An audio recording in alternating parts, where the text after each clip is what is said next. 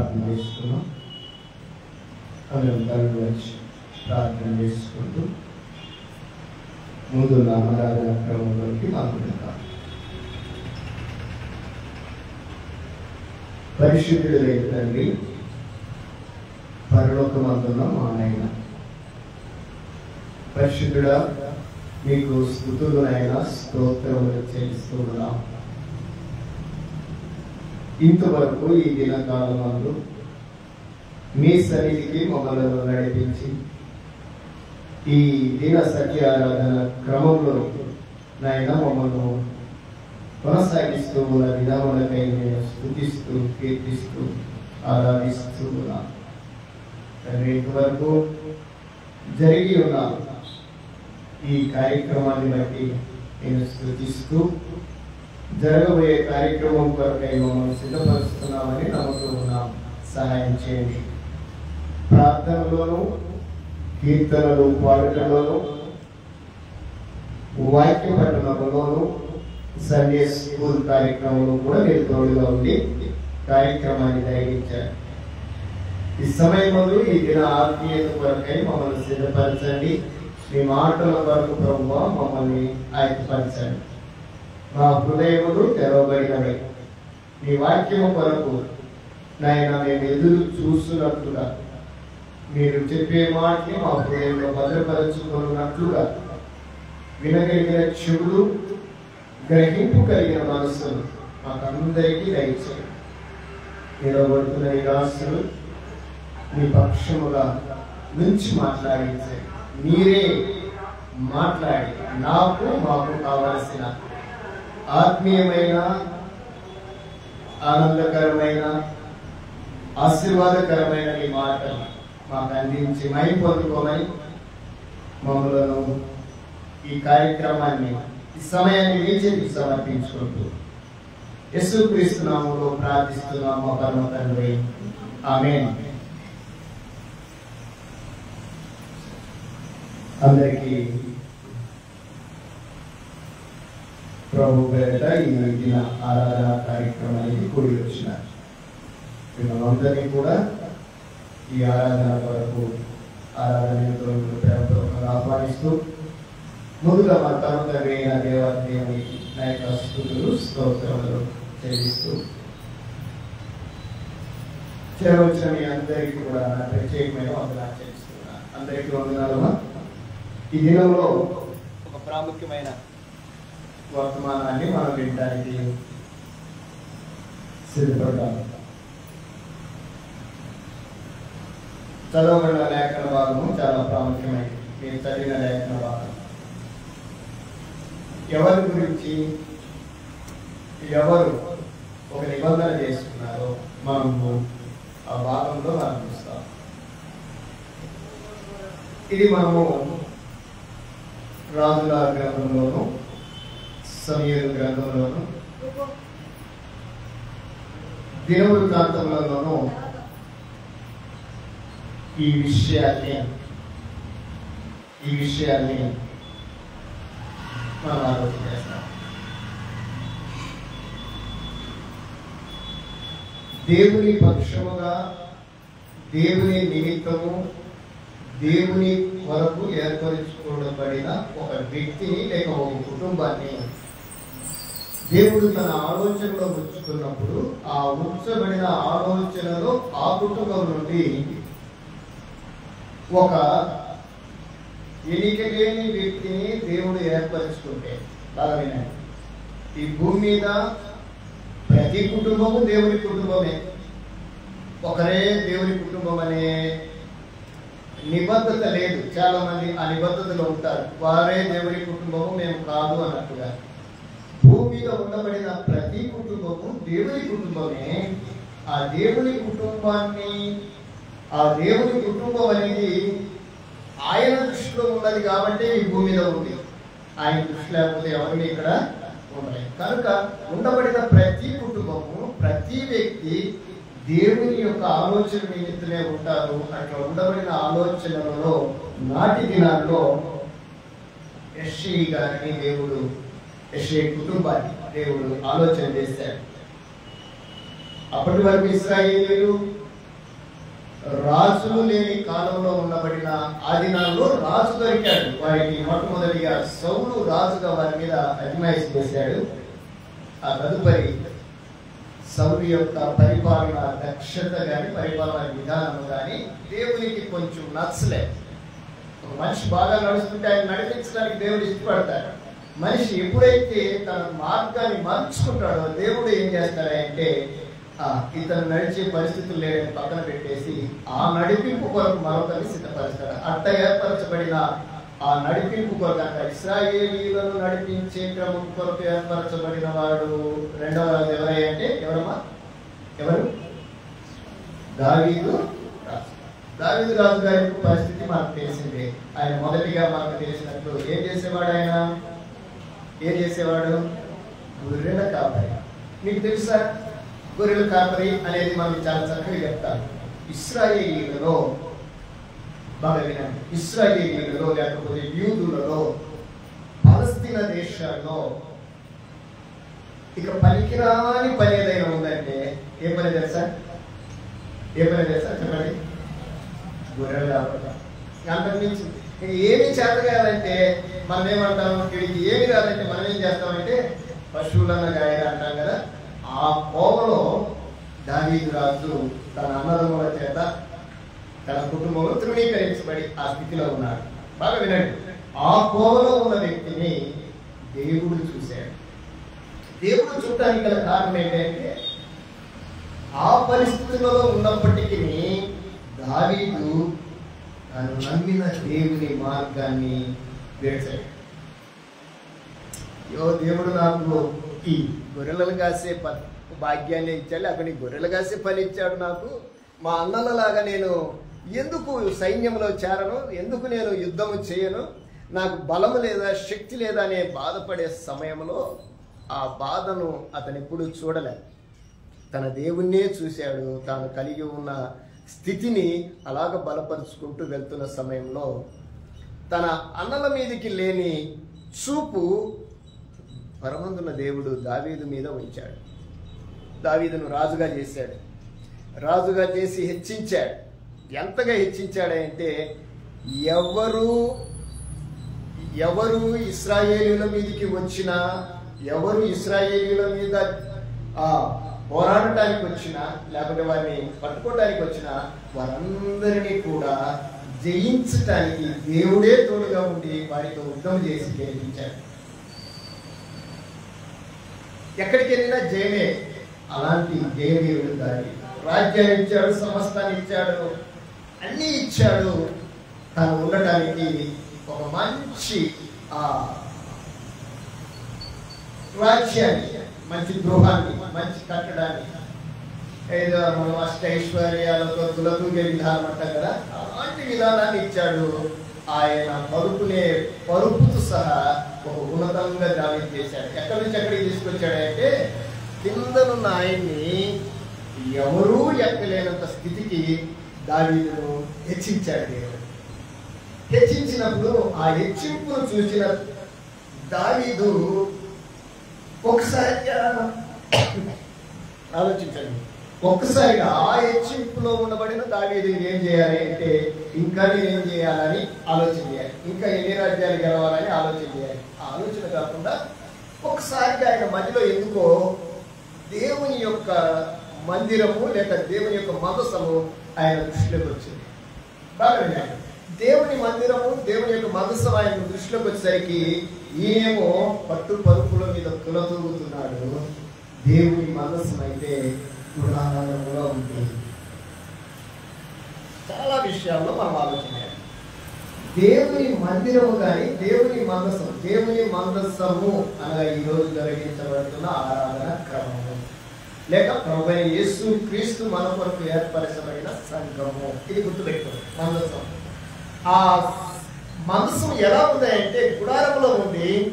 ఆ గుడారానికి మందిరం లేదు. ఈయనకైతే దంతములతో కట్టబడిన నగరంలో బహు విశాలతలో బహు విశ్రాంతిలో ఉన్నాడు అన్నమాట. ఆయన ఒకసారి ఆలోచన చేశాడు, నన్ను ఇంతగా హెచ్చించిన నా దేవుని మందిరం లేదు, నాకైతే చక్కటి గృహం ఉంది, నా దేవుని మందిస్తమేమో గుడారంలో ఉంది, నేనేమో పట్టు పరుపుల మీద తోలుతున్నాను. ఇది సబబా అని తనను తాను ప్రశ్నించుకొని, బాగా వినండి, ఈ అధ్యాయం అదే చెప్తున్నాడు. తనను తాను ప్రశ్నించుకొని ఇది నాకు కరెక్ట్ కాదు, నేను ఈ స్థితిలో నన్ను ఈ స్థితిలో ఉంచిన దేవుని మందిరం గుడారంలో ఉంది, నేను ఈ స్థితిలో ఉన్నాను. నా దేవునికి నేను మందిరం కట్టి ఆ మందిరంలో దాన్ని పెట్టేంత వరకు నేను, బాగా వినండి, మీరు 2వ వచనం 42. అతడు యెహోవాతో ప్రమాణపూర్వకంగా మాట ఇచ్చి యాకోబు యొక్క బలిష్ఠునికి మొక్కుబడి చేసెను. ఎట్లనగా, యెహోవాకు నేను ఒక స్థలము చూచు వరకు, యాకోబు యొక్క బలిష్ఠునికి ఒక నివాస స్థలము నేను చూచు వరకు నా వాసస్థానమైన గుడారములో నేను ప్రవేశింపను. నేను పరులు మంచం మీదకి ఎక్కాను, నా కనులకు నిద్ర రానియను, నా కనురెప్పలకు కునుకు రానియను. ఒకసారి దావీదు యొక్క ఆత్మీయత ఎంత గొప్పగా. ఆ రోజు ఆయన అనుకున్న తీర్మానాన్ని బట్టి ఈ కీర్తన కింద మొత్తం భాగం మనం చదువుతాం. ఆయన యొక్క తీర్మానం అలా ఉంది.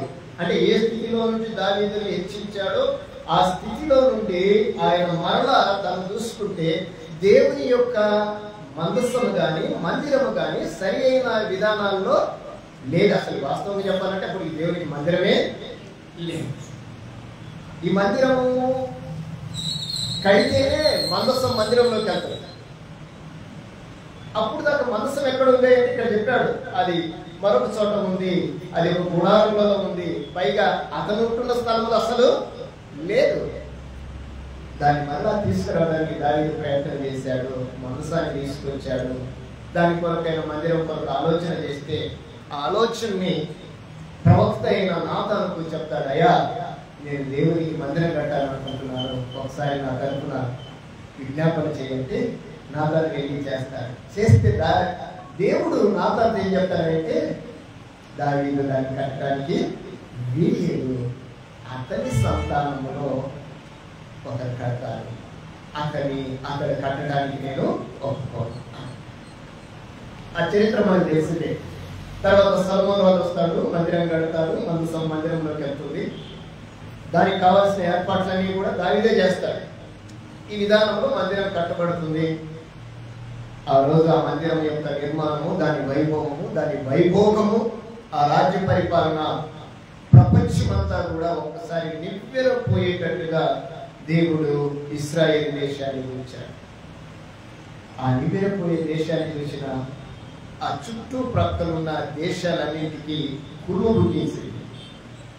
బాగా వినండి, దేశము ఎలా ఉందంటే అంత అరే బంగారము అంటే అక్కడ ఉంటుంది అన్నట్టుగా చెప్పేశారు.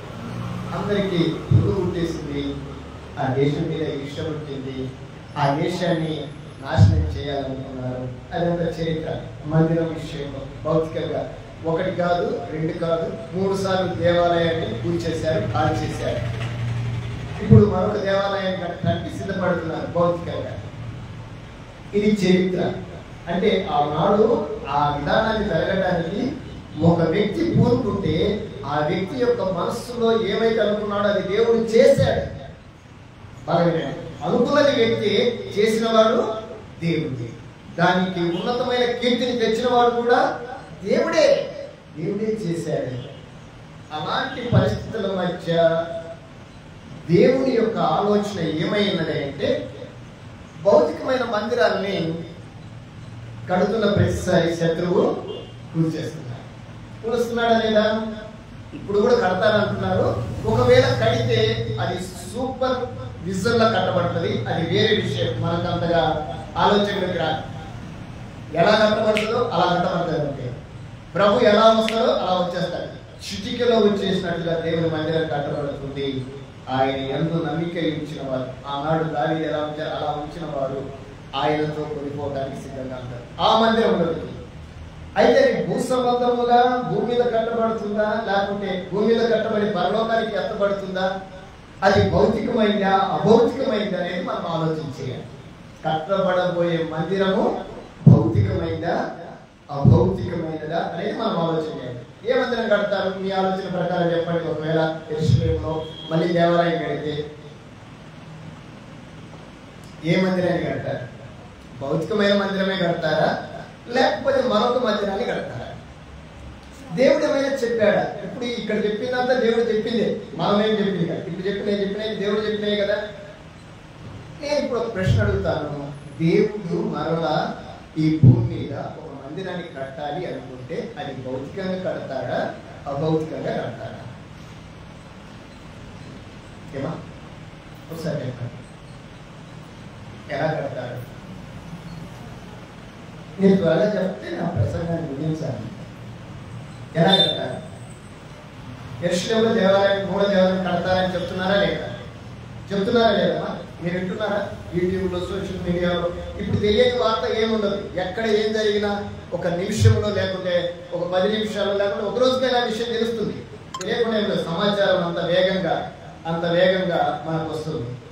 అయితే ఆ కట్టబోయే మందిరము భౌతికంగా కడతారా లేకుంటే అభౌతికంగా కడతారా అనేది తెలియాలి. ఎలా కడతారంటారు?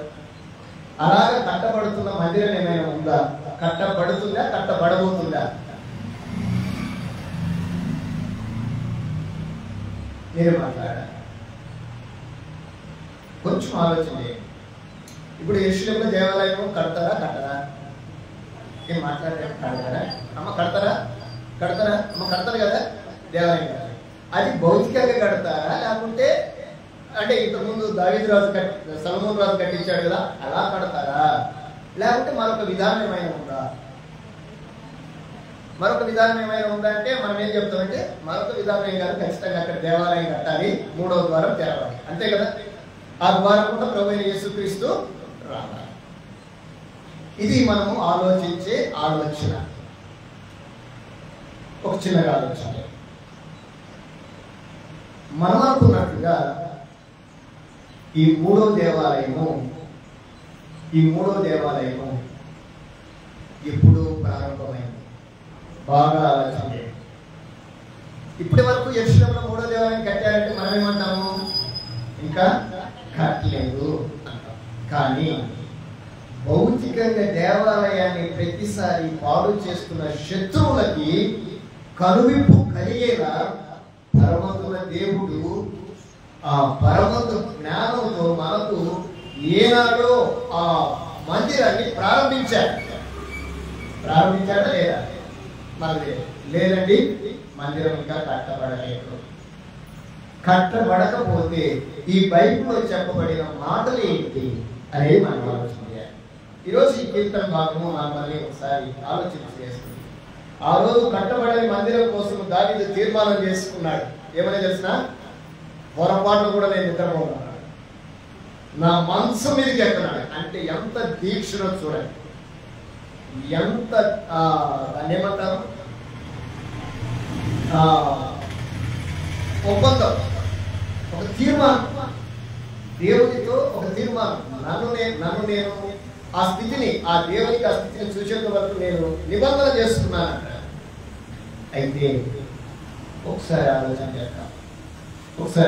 నేను సింపుల్ గా 3 విషయాలు మీతో చెప్పడానికి ఇష్టపడతాను. 3 వచనాలు చాలా జాగ్రత్తగా ఇటు ఆలోచన మీరు చదవండి. వాటి గురించి క్లుప్త వివరణ మీకు నేను ఇస్తాను. మందిరం కట్టబడుతుందా, లేకపోతే కట్టబడుతుందా? బాగా యెరూషలేములో మందిరం కట్టబడాలా, లేకపోతే కట్టబడుతుందా, లేకపోతే కట్టబడిందా అనేది మనం ఆలోచన చేయాలి. అర్థమవుతుందా? అక్కడేమో ఇంకా మందిరం ఏమో ప్రారంభం కాలేదు. 3వ మందిరం కడుతుందనే యేసుక్రీస్తు వస్తాడు. అది కట్టి పూర్తవుతుందనే యేసు ప్రభు వచ్చి ఆ మందిరంలోకి మనల్ని తీసుకెళ్తాడు. మందిరం ఏ విధంగా ఉందో మనం చూద్దాం. భౌతికంగా మనం ఎప్పటికీ కూడా భౌతికమైన విషయాన్ని ఆలోచన చేస్తూ ఉంటాం. ఎందుకంటే మనం భౌతిక దేహంతో ఉన్నాం కనుక. కానీ భౌతిక దేహాన్ని ధరించి ఉన్న మనము ఆత్మ సంబంధమైన విధానాల్లో కూడా ఆలోచన చేయాలి. అవునా కాదా? పరిశుద్ధాత్మ దేవుడు కొరింథీయులతో మాట్లాడుతూ ఆత్మ సంబంధమైన సంగతులతో సరిచూచండి అన్నారు. దేవుడు ఆత్మ సంబంధే కదా. ఇప్పుడు మనం చేస్తున్న ఆరాధన ఆత్మ సంబంధమైందా, భౌతిక సంబంధమైందా? దేవుడు ఆత్మ కనుక ఆయన ఆరాధించేవారు ఆత్మతోనూ సత్యం. అంటే మనం చేస్తున్నది దైవికమైన పిల్లలు చేస్తున్న ప్రతి కూడా ఆత్మ సంబంధమైనదైతే అది భూ సంబంధమైన దానిని ఆపాదించడం కరెక్ట్ కాదు. ఇప్పుడు ఆత్మ సంబంధులుగా మనము ఆలోచన కదా. కొరింథీయులకు రాసిన మొదటి పత్రిక 3వ అధ్యాయం 9, 10, 11 వచనాలు ఒకరు గట్టిగా చదవండి. కొరింథీయులకు రాసిన పత్రిక 3వ అధ్యాయం 9, 10, 11 వచనాలు. మొదటి పత్రిక మీరు త్వరగా చదవాలి, ప్రసంగాన్ని చాలా షార్ప్గా ముగించాలి.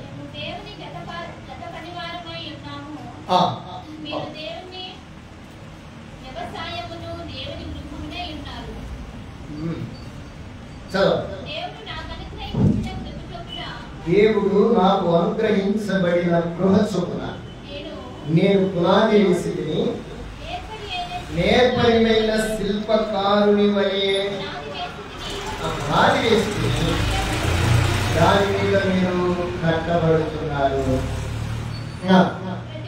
ప్రతివాడు దాని మీద ఎలాగూ కట్టబడుచున్నాడో జాగ్రత్తగా చూసుకుని వేయబడిన పునాది తప్ప మరి ఒకడు పునాది వేయనేరడు. ఆ పునాది మన అంశం మనం ఎలాగూ కట్టబడుతున్నాం, ఏ విధంగా కట్టబడుతున్నాం. ఇప్పుడు నీకు చెప్పిన మందిరము భౌతికమైంది, అది భూమి మీద లేదు. మనకు మందిరము కట్టబడితేనే దేవుడు, కట్టబడితేనే బాగా వినండి, కట్టబడుతుంటే కాదు, కట్టబడితే ఆ మందిరాన్ని దేవుడు పరలోకానికి తీసుకెళ్ళాలి, అంతే కదా. ఆ కట్టబడే మందిరము గురించి పౌలు గారు మాట్లాడుతున్నారు మొదటి శతాబ్దంలో. ఇప్పుడు దాదాపు 2000 సంవత్సరములకు పూర్వమే ఈ కార్యాన్ని దేవుడు ప్రారంభించాడు. అప్పటికే మందిరం లేదక్కడ, భౌతికమైన మందిరం లేదు. భౌతిక మందిరానికి బదులుగా పరమందున దేవుడు ఒక ఉన్నతమైన మందిరాన్ని కట్టడానికి ప్రారంభించాడు. ఆ ప్రారంభానికి, ఆ మందిరానికి పునాది ఎవరయ్యా అంటే పునాది ఎవరు చెప్పండి.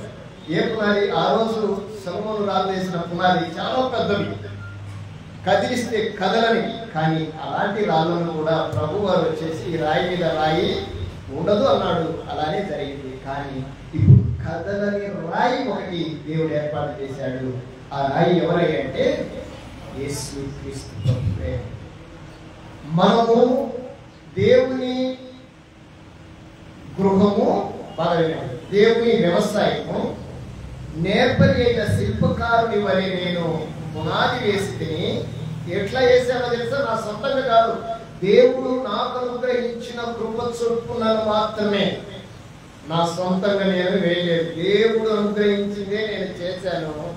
అది నేను పునాది వేశాను, దాని మీద మీరు కట్టబడుతున్నారు. దాని మీద మీరు కట్టబడుతున్నారు. ఏమై కట్టబడుతున్నారు? దేవుని గృహముగా కట్టబడుతున్నాము. దేవుని గృహముగా మనం కట్టబడుతున్నాము. కట్టబడుతున్న మనము గురించి మాట్లాడుతున్నాడు. మీరు ఎలా కట్టబడుతున్నారో జాగ్రత్తగా చూసుకోండి. ఎందుకంటే మీరు కట్టబడే మీ గృహము, లేకుంటే ఈ దేహము, లేకుంటే ఈ దేవాలయము, ఈ గృహము, అది యేసు క్రీస్తు అనే పునాది మీద కట్టబడాలి. ఎక్కడ కట్టబడాలంటారా? దేని మీద కట్టబడాలి? బాగా పునాది చాలా ప్రాముఖ్యం. పునాది స్థిరమైతే దాన్ని ఎవరు ఏమి చేయరు. పునాది అస్థిరమైతే ఏమైనా జరగచ్చు. దాని గురించి తర్వాత మనం విందాం. విషయం మనం ఆలోచన చేద్దాం. మనం కట్టబడుతున్నాము దేవుని గృహముగా. ఎలాగ కట్టబడుతున్నాము? వేసిన పునాది మీద కట్టబడుతున్నాము. ఆ పునాది ఎవరు? క్రీస్తు. ఎఫెసీయులకు రాసిన పత్రిక 2వ అధ్యాయం 19 నుండి 22 వచనాలు. ఇక్కడ కూడా 3 వచనాలు. 19 నుండి 22 వచనాలు. ఎఫెసీయులకు రాసిన 2వ పత్రిక 19 నుండి 22 వచనాలు మనం చదువుతాం. కాబట్టి మీరిక మీదట పరజనులను, అక్కడ కొరింథీయులతో మాట్లాడాడు, ఇక్కడ ఎఫెసీ పట్టణస్థులతో మాట్లాడుతున్నాడు. సంభాషణ అంతా ఒకటే.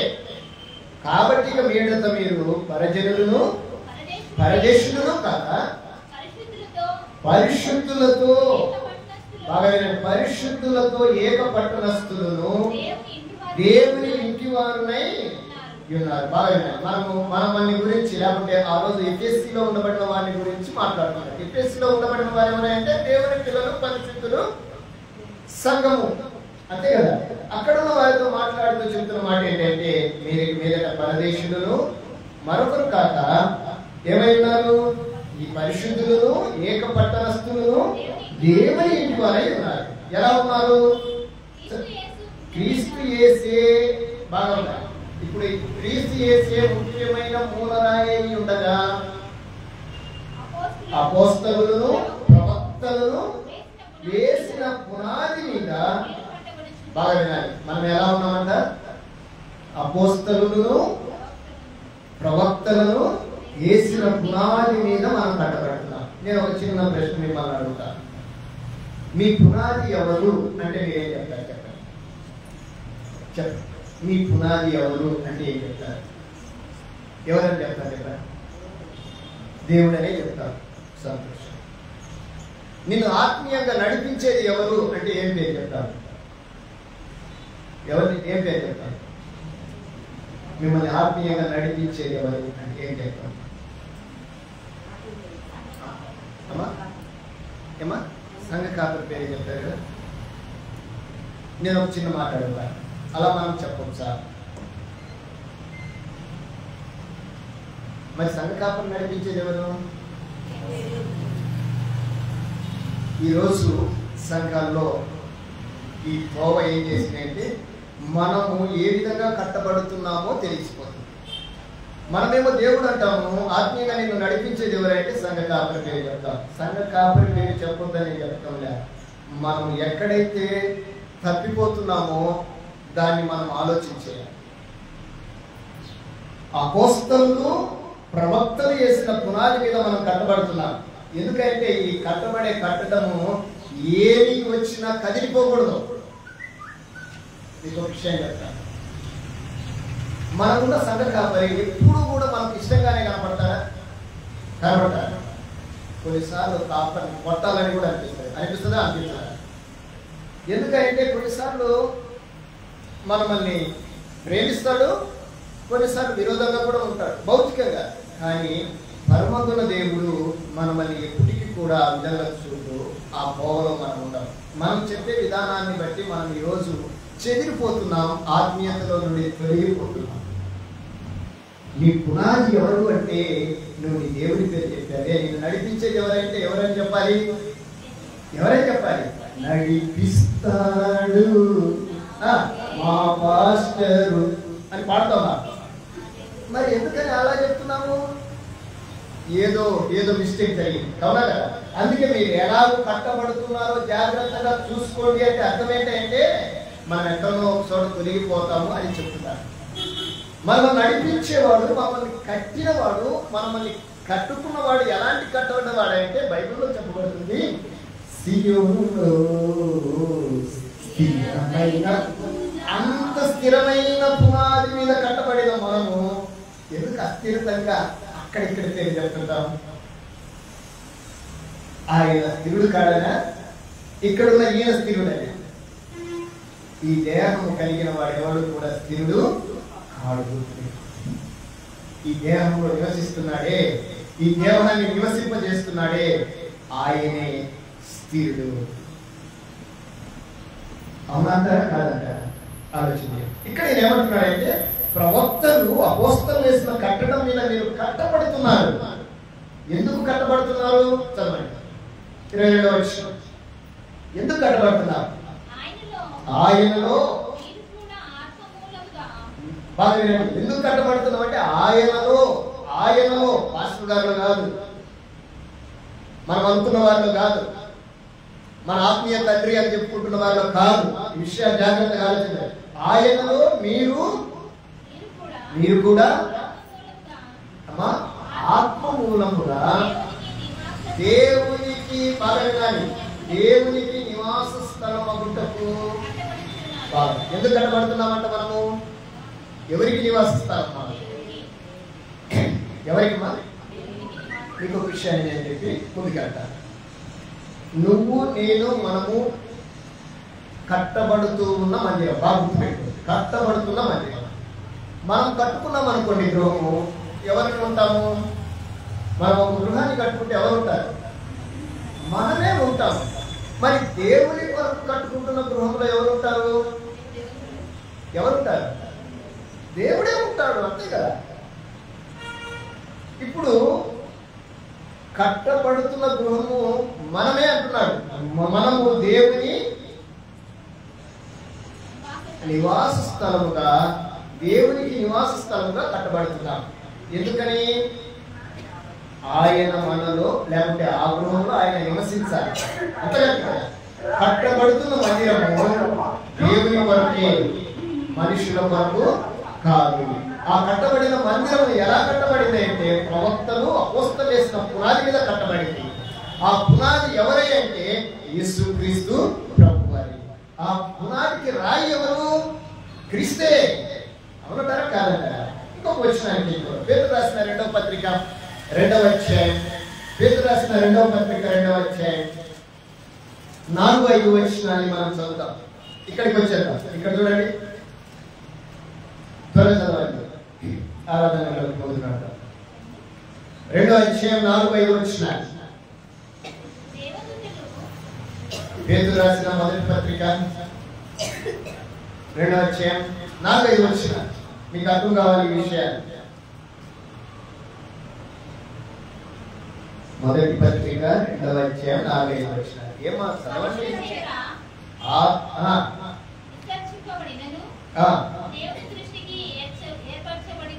దేవుని దృష్టికి ఏర్పరచబడినదియు మనుషుల చేత ఏమైందంటే విసర్జింపబడి దేవుని దృష్టికి ఏర్పరచబడినదియు అమూల్యమును సజీవమైన రాయి అయి ప్రభువునొద్దకు వచ్చిన వారై యేసుక్రీస్తు ద్వారా బాగా వినాలి, దేవునికి అనుకూలమగు ఆత్మ సంబంధమైన బలులు అర్పించుటకు పరిశుద్ధ యాజకులుగా ఉన్నట్లు మీరును సజీవమైన రాళ్ళవలే ఉండి. బాగా వినాలి, మనం ఎలా కట్టబడుతున్నామంట? ఆత్మ సంబంధమైన మందిరంగా కట్టబడుతున్నాం. కట్టుతున్న వారెవరు? ప్రవక్తలు అపోస్తలు వేసిన పునాది మీద మనం కట్టబడుతున్నాము. మనము ఆత్మ సంబంధమైన మందిరముగా కట్టబడుతున్నాం. ఈ ఆత్మ సంబంధమైన మందిరము ఎందుకు కట్టబడుతుంది? దేనికోసమా?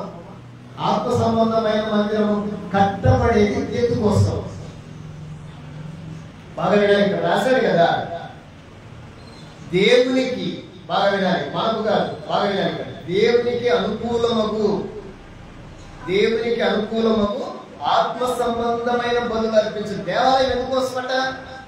ఈ దేవాలయాన్ని దేవుడు కట్టిస్తున్నాడు, దీనికి పరిపూర్ణత తేవడానికి ఇష్టపడుతున్నాడు. మనమందరినీ కూడా ఒక దేవాలయంగా దేవుడు కడుతున్నాడు. ఎందుకు అంటే బాగా వినాలి, ఎందుకు అంటే దేవునికి అనుకూలమైన, ఈ విషయాన్ని మనం మైండ్ లో పెట్టుకోవాలి. ఎవరికి అనుకూలంగా ఉండాలంట? దేవునికి అనుకూలమైన ఆత్మ సంబంధమైన బలులు అర్పించడానికి, భౌతికమైన బలులు అర్పించడానికి కాదు అనేది ఇక్కడ నిర్ధారణ. అవునంటారా కాదంటారా? మనం అర్పించేది ఆత్మ సంబంధమై ఉండాలి. అది ఎవరికి అనుకూలమై ఉండాలి? ఎవరికి అనుకూలమై ఉండాలి? చెప్పండి, మీరే చెప్పండి. ఎవరికి? మనకా దేవునికి? నేను ఒక మాట చెప్తాను, మనుషులకు అనుకూలమైన దేవునికి అనుకూలం అవుతుందా? కానీ మనుషులకు అనుకూలమైన పద్ధతులనే మనం ఈ రోజు చేస్తున్నామా లేదా? చెప్పండి. ఇప్పుడు మనుషులకు అనుకూలమైన పద్ధతులు ఒకవేళ మనము చేస్తున్నట్లయితే మనం నిజంగా దేవుని మందిరంగా కట్టబడతామా? చిన్న ఎగ్జాంపుల్ ఏంటంటే, ఈ బిల్డింగ్ ని సిమెంట్ తోటి, ఇసుకతోటి, ఇటుకలతోటి కట్టించారు. ఈ గోడని ఈ కట్టేటప్పుడు సిమెంట్కు బదులు బురద పెట్టాడు అనుకోండి, అది నిలబడుతుందా? బాగా వినండి. అది దాంతో కట్టబడితే గట్టిగా ఉంటుంది, స్థిరంగా ఉంటుంది. ఆత్మ సంబంధమైన విధానాల్లో దేవునికి అనుకూలంగానే ప్రతి వ్యక్తి నడవాలే కానీ దేవునికి అనుకూలం కాకుండా ఎవరు కూడా నడవడానికి వీలు ఉండదు. ఇక్కడ బాగా వినాలి. ఇంకొక విషయాన్ని మీకు నేను చెప్తాను. దేవునికి అనుకూలంగా బాగా వినాలి. మనుషులకు అనుకూలంగా ఉండకూడదు. ఏది? దేవుని మందిరం. ఇప్పుడు దేవుని మందిరం భౌతికంగా మనం కడితే ఎవరైనా చెప్పులు వేసుకొని కొంచెం ఒప్పుకుంటామా? ఏం చెప్తాము? చెప్పులు వదలండి అయ్యా అంటామా? ఎందుకు? చెప్పులు వేసుకొని పోవటమే అనుకూలము కాదు. చెప్పులు వేసుకొని పోవడం దేవునికి అనుకూలము కాదు. ఎందుకంటే అది పరిశుద్ధమైంది అంటాం. ఏంటిది? దేవుని మందిరానికి చెప్పులు వేసుకుంటేనే మనం కోపపడతామే. అవునంట కాదు. ఇప్పుడు మనందరం చెప్పులు వేసుకొని వచ్చామా? చెప్పులు లేకుండా వచ్చామా? మీ చెప్పులు ఎక్కడ ఉన్నాయి? బయట ఉన్నాయి. అంటే దేవునికి అనుకూలంగా ఉండటానికి మనం ఇక్కడికి వచ్చాం, కానీ అననుకూలంగా మనం అయితే లేం కదా. బాగా ఇక్కడ అదే చెప్తున్నాడు. దేవునికి అనుకూలంగా మనిషి ఉంటే ఆ దేవాలయం కట్టబడుతుంది. దేవునికి అనుకూలంగా ఉంటే ఆ వ్యక్తి, ఆ కుటుంబము కట్టబడుతుంది. దేవునికి అనుకూలంగా ఉంటే ఆ యొక్క సంఘము కట్టబడి ప్రభు అయిన యేసు క్రీస్తు వారు కొనిపోవడానికి సిద్ధంగా ఉంటారు. ఎప్పుడో తెలిసిన ఆయనకు అనుకూలంగా ఉండాలి. ఉండటమే కాదు, బాగా వినాలి, ఆత్మ సంబంధమైన బలులు అర్పించాలి, భౌతిక సంబంధమైన బలులుగా. బాగా వినాలి. ఈరోజు మనుషులందరూ భౌతిక సంబంధమైనవి మనుషులకు ఆపాదించి, అవునంటారా కాదు, ఈ భూలోకంలో ఉన్న వాటినైనా ప్రేమించకుడి అని బైబిల్ చెప్తూ ఉంటే బాగా వినాలి. అదే వాటిని చేస్తున్నామా లేదా? ఎవరు చేస్తున్నారు? అన్యులు కాదండి, అన్యులు చేస్తున్నారు. వారి యొక్క విశ్వాసాన్ని బట్టి చాలా దృఢంగా ఉన్నారు. కానీ ఈరోజు ప్రభువుని ఎరిగిన వారిని చెప్పుకుంటున్నారు, ప్రభు నమ్మినామని చెప్తున్నవారు, మేము పరిశుద్ధులము క్రైస్తవులు అని చెప్పుకుంటున్న వారు ఏం చేస్తున్నారు తెలిసిన? దేవునికి అనుకూలం కానీ చేస్తూ ఆత్మ సంబంధమైన వాటి కంటే భౌతిక సంబంధమైన వాటిని చేస్తూ దేవుని అవమానపరిచేది ఎవరట? ఎవరు చెప్పండి? నేను దేవుని మందిరం అనుకుంటున్న వాడిని. విషయాలు ఆలోచన చేయండి. వీళ్ళు ఏం చేస్తున్నారంటే దేవునికి అనుకూలంగా ఆత్మ సంబంధమైన బలులు అర్పించుటకును పరిశుద్ధ యాజకులుగా ఉండునట్లును బాగా వినాలి. బలులు అర్పించాలి. ఈరోజు మనం చేస్తున్న బలి ఎంతో ఉన్నతమైన, ఆయన ఆరాధించటం ఆత్మతో సత్యంతో ఆరాధిస్తున్నాము. ఆరాధించే క్రమంలో మనము మన జిహ్వ బలులను అర్పిస్తున్నాం. అంతేనంటారా కాదు? మన హృదయాన్ని ఆయన ముందు చూపిస్తూ ఉన్నాం. మనల్ని మనం ఒకసారి ప్రభుకు చూపించడానికి ప్రయత్నం చేస్తున్నాం. అంతే కదా ఇక్కడికి వచ్చేది. అందుకోసమే వచ్చినామా? ఇంక దేనికోసమే వచ్చాము? ప్రభువుని నేను చూపించు, ప్రభు నన్ను నా హృదయాన్ని చూడాలి. ఒకవేళ ఆయన అనుకూలం కానీ ఏదైనా నాలో ఉంటే అది ప్రభు తీసివేయగలి. నా చేత కాదు కొన్ని తీసేసుకోవడానికి, అవుతుందా? కానీ తీసివేయగలిగిన వాడు దేవుడు. ఆయన తీసివేయగల సమర్థుడు. ఎప్పుడు తెలిసిన ఆయనకు నీ హృదయాన్ని నీ శక్తికి నువ్వు వేసుకున్న వస్త్రానికి మరకైంది అనుకో, నువ్వు చూడలే, కానీ నీ వెనకున్నది దాన్ని చూస్తాడు. చూసి నీకు సంబంధించిన వాడైతే వెంటనే ఏం చేస్తాడు చెప్పండి? ఏం చేస్తాడు? దాన్ని తీసి పడేస్తాడు. నీ దేవుడు కనిపించేదే కాదు, నీ వెనక కనిపించనిది ఏదైనా ఉన్నా, నీకు అనుకూలం కానీ ఏదైనా ఉన్నా దాన్ని కూడా ఆయన ఏం చేస్తాడంటే, ఇది నా బిడ్డకు అవసరం లేదు కదా అని దాన్ని ఏం చేస్తాడంటే తీసేస్తాడు. అది ఇక్కడ దేవుని మందిరంలో జరగాల్సిన ఆత్మ సంబంధమైన పనులు ఏంటంటే, మనం ప్రభు దగ్గర మనము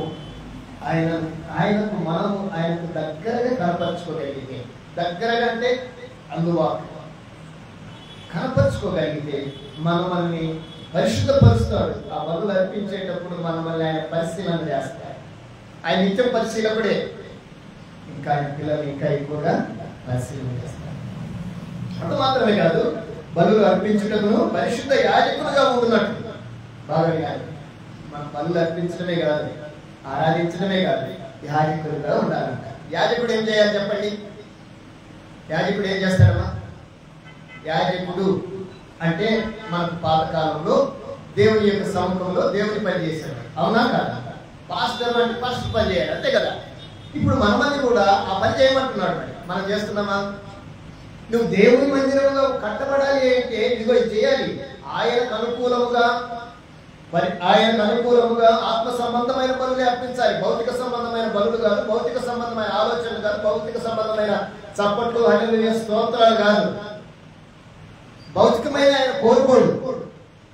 నీ ఆత్మీయతను స్టడీ చేయడానికి దేవుడు ఇష్టపడుతుంది. ఎందుకు తెలిసిన? నువ్వు ఆయన మందిరంగా ఉండాలి. ఆ మందిరంలో ఆయన ఉండాలి. ఆ మందిరంలో ఎవరు ఉండాలని? ఆయన ఉండాలి. ఆ మందిరము అలా ఉండాలంటే నువ్వు ఆత్మ సంబంధమైన బలులు అర్పించాలి. అంత మాత్రమే కాదు, ఆయనకు పరిశుద్ధమైన యాజకత్వము జరిగించాలి. ఒక రాజు రాజ్య పరిపాలన చేయాలి, అవునా కాదు? ఒక గృహిణి కుటుంబ పరిపాలన చేయాలి. ఒక యజమానుడు కుటుంబ బాధ్యతను నిర్వహించాలి. అలాగనే యాజకుడు అన్న ఇక్కడ పరిశుద్ధంగా యాజకత్వం జరిగించాలి.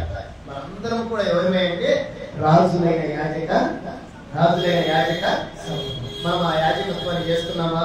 యాజకత్వము జరిగించకపోతే మందిరం కట్టబడుతుందా? ఆత్మీయత కట్టబడుతుందా?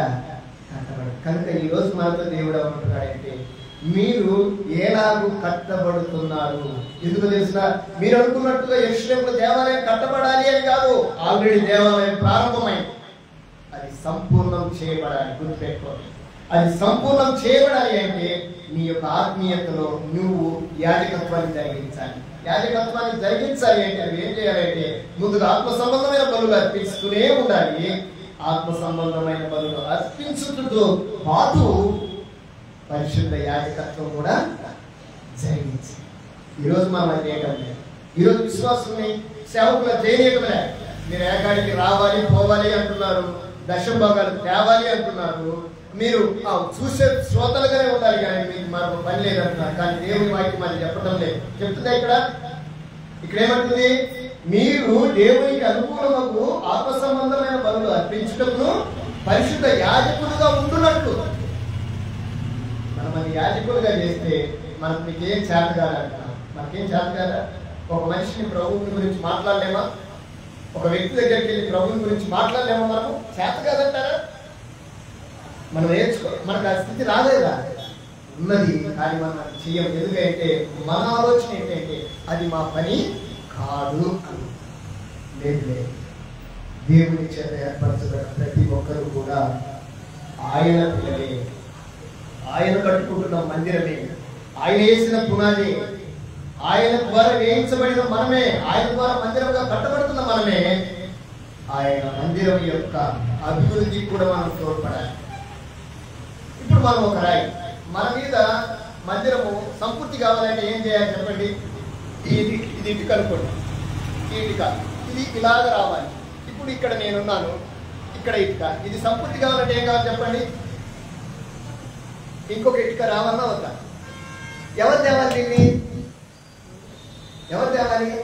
నేను నా మీద, అంటే నాకంటే ఒక ఉన్నతమైన పరిశుద్ధతను తెచ్చే ఆత్మను ఇక్కడ చేర్చాలి. ఆ తర్వాత మరొక ఆత్మ ఇలా రావాలి, మరొక ఆత్మ ఇలా రావాలి. ఇలా వచ్చి దేవునికి పరిశుద్ధమైన మందిరంగా సంపూర్తి చేయబడాలి.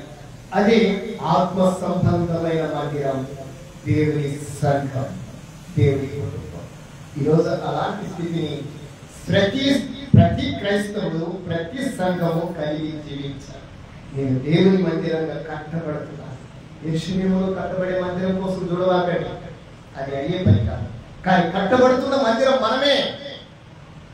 ఈ మందిరం పరిపూర్ణత కావాలి అంటే ఇంకా ప్రభు నెరగని ఆత్మలు ఎన్నో ఉన్నాయి. ఏమంటారా? మన చుట్టే ఉన్నాయి. మనకు ప్రభు నెరగని వారు ఎవరైతే మనం వెంటనే రిఫ్లెక్ట్ అయ్యేది ఎవరైతే అన్యులు మీరు కాదు. అవునా కాదు? అవునా కాదు? అంతేనమ్మా? లేదు లేదు, నేను ఒక మాట మీద నేను చెప్తాను. వాళ్ళు తప్పకుండా మారుతారు. ఇది దేవుడు చెప్పాడు. ప్రతి నేత్రము ఆయనను చూడని నేత్రాలు ఎక్కడున్నాయంటే మన చుట్టే ఉన్నాయి. చూడని నేత్రాలు ఎక్కడున్నాయి? మన చుట్టే ఉన్నాయి. ఎవరో తెలిసినా మన ఇంట్లోనే ఉన్నారు ప్రభు నమ్మని వారు. లేరంటారా? మన ఇంట్లోనే ప్రభు నమ్మని వారు ఉన్నారు, కానీ మన చూపు మన ఇంటి వారి మీదకైతే మన స్నేహితులే ఉన్నారు, వారి మీద మన చూపు పోదు. మన రక్త సంబంధికులే ఉన్నారు, మన చూపు వారి మీదకి పోదు. మన బంధువులు మన వారే ఉన్నారు, మన చుట్టే ఉన్నారు, కానీ మన చుట్టూన్న వారి మీద మన చూపు. ఇది న్యాయం అంటారా? ప్రభు ఈరోజు నీకు అదే చెప్తున్నారు. నువ్వు ప్రభువుకు మందిరముగా కట్టబడుతూ ఉంటే ఆ మందిరానికి పనికొచ్చే సజీవమైన రాళ్ళు నీ చుట్టే ఉన్నాయి. వాళ్ళు ప్రభు నేరక దూరంగా ఉన్నారు, నువ్వు ఎరిగావు. వాళ్ళు నీకు దగ్గర ఉన్నారు, ప్రభుకి దూరంగా ఉన్నారు. ఆయా రాళ్ళని నీ చుట్టే ఉన్నాయి, కానీ నువ్వు వాటిని పట్టించుకోవడం లేదు. వాటిని దాటుకొని వెళ్ళడానికి ఇష్టపడుతున్నావే కానీ మన చుట్టూ ఉన్న రాళ్ళని ప్రభు వరకు ఒక చక్కని కట్టడానికి వాటిని ఏర్పరచడానికి మనకు ఆలోచన లేదు. ప్రభు ఈరోజు అదే చెప్తున్నాడు. మీరు దేవుని మందిరంగా కట్టబడుతున్నారు. కట్టబడే మందిరము పరిపూర్ణము చెందడానికి, పరిపూర్ణత లేకపోతే సంపూర్ణం కావడానికి నీ వంతుగా నువ్వు దేవునికి పరిశుద్ధ యాజకుడిగా సిద్ధపడాలి. వారు నీలోనే నీ బంధువులు, నీ స్నేహితులు, రక్త సంబంధికులు, నీ శ్రేయభిలాషులు, వారందరూ నీకు దగ్గరగా ఉంటారు, దేవునికి దూరంగా ఉంటారు. వారు దేవుని మందిరం కాదంటారా? బైబిల్ అదే చెప్తుంది. మీరు దేవుని ఆలయమై ఉన్నారనియు దేవుని ఆత్మ మీలో నివసించుతున్నాడనియు. అంటే అందరిలో లేడంటారా? అందరిలో ఉన్నాడు, కానీ వారు దూరంగా ఉన్నారు. మరి వారి దగ్గరికి ఎవరు తేవాలి?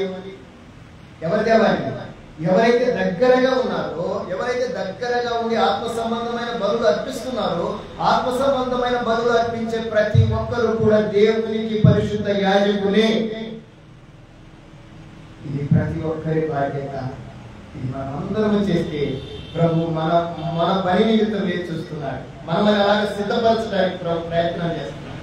అలాగే మనం సిద్ధపడి ప్రభు పనిలో ముందుకు సాగుతూ మనం ఎలాగో కట్టబడి మన పైన మరొక కట్టడానికి, మనం సంపూర్తి చేయడానికి మన వంతుగా మనం ప్రయత్నం చేస్తే దేవుడు ఆ పరిపూర్ణమైన గృహంలోనికి, ఆ పరిపూర్ణమైన మందిరంలోనికి, ఆ పరిశుద్ధమైన మందిరంలోకి వచ్చి ఆయన నివాసం చేయాలని ఇల్లు కడుతుంటే మనకు ఆశ, ఎప్పుడు ఇంట్లో చేరాలా అని. అవునంటారా కాదంటారా? ఇల్లు కడుతున్నంతసేపు ప్రారంభించిన దాని నుంచి ఆలోచన అనమాట. ఇంటి ఇలా ఉండాలి, బెడ్రూమ్ ఇక్కడ ఉండాలి, కిచెన్ అక్కడ ఉండాలి, హాల్ అక్కడ ఉండాలి, ప్రైవేట్ హాల్ ఇక్కడ ఉండాలి, అక్కడ వెళ్ళి ప్రార్థన చేయాలి. కట్టుతుంటేనే ఆశ. ఉంటుందా ఉండదా? ప్రారంభం నుండే ఉంటుంది కదా. మరి ప్రభుకి అలాంటి ఆశ లేదంటారా? ఉందంటారా లేదంటారా? ఉందా లేదా? ఉంది. ఇదిగో నేను కడుపులో తెలిసింది కట్టునే ఉన్నాను. ఎందుకో తెలిసిన? నేను వచ్చి అక్కడ ఉండాలి, ఆ గృహంలో ఆయన చేయాలి. కానీ మనం ఆయన ఏం చేస్తున్నాం అంటే అంతేనా కాదు? కట్టలేదు అంటున్నామా లేదా? నీకు భౌతికమైన మన గృహం మీద అంత ఆశ ఉంటే ఆయన కట్టుకుంటున్న ఆ ఇంట్లో ఆయన ఉండాలని ఆశ ఉంటుందంటారా? అలాంటి ఆశ కలిగిన ఆలోచింక చేయగలిగిన వ్యక్తులైతే దేవుడు ఈ రోజు మనతోనే మాట్లాడుతున్నాడు. అలాంటి ఆలయంగా నువ్వు కట్టుబడుతూ మరి ఎంతమంది దేవుడి మందిరంగా కట్టబడటానికి ప్రేరేపిస్తున్నాడు. ఒక అలాంటి ఆలోచన ఉంటే ప్రభు ఈరోజు నీ తీర్మానాన్ని అడుగుతున్నాడు. దావీదు ఆ రోజు తీర్మానం చేశాడు కదా, ఈరోజు నీ తీర్మానాన్ని అడుగుతున్నాడు. ఏమని అడుగుతున్నాడు తెలిసిన? ఇదిగో దావీదును చూడండి, నాకు మందిరం లేనప్పుడు ఆయన తీర్మానం చేశాడు. అయ్యా నాకు ఈ తులతులకి పార్పు అని తీర్మానం చేశాడు. నాకు ఈ దంతపు నగరు వద్దు అని తీర్మానం చేశాడు. నేను నిద్రపోనయ్యా అని తీర్మానం చేశాడు. ఎందుకు తెలిసిన? నీకు మందిరం కట్టించాలి. ఈరోజు అదే స్థితిని దేవుడు నీతో మాట్లాడుతున్నాడు. నువ్వు కట్టబడుతున్నావు, పరిపూర్ణత కాలేదు. పరిపూర్ణత అయితే దేవుడు నిన్ను తన పరిశుద్ధ యాజకుడిగా మందిరం పరిపూర్ణ చేయడానికి నేను ఇష్టపడతాను. చిన్న ప్రార్థన చేసుకున్నాం మన మనసులో. ఏమైనా తెలుసా, దావీదునైనా ఈ తీర్మానాన్ని చేశాడు. మన తీర్మానాన్ని దేవునికి తెలియజేద్దాం. అయ్యా, నీ చిత్తమైతే నేను కూడా నీ మందిరంగా కట్టబడుతూ ఆత్మ సంబంధమైన పనులు అర్పిస్తూ నీకు పరిశుద్ధ యాజకత్వం నేను జరిగించాను. నశించిపోతున్న ఆత్మలని సన్నిధికి నడిపించాలని చిన్న ప్రార్థన చేసుకున్నాం. పరమందున్న తండ్రి స్తోత్రాలు. మాతో మాట్లాడారు. మమ్మల్ని నీ కుటుంబముగా, నీ గృహముగా నాయనా పునాది మీద కట్టారు. ఇప్పుడు మేము ఆత్మ సంబంధమైన మందిరముగా కట్టబడాలనే ఆలోచన కలిగి ఉన్నాం. నీ చిత్తమైతే సహాయం చేయండి. మమ్మల్ని ఆ విధంగా బలపరచాలి.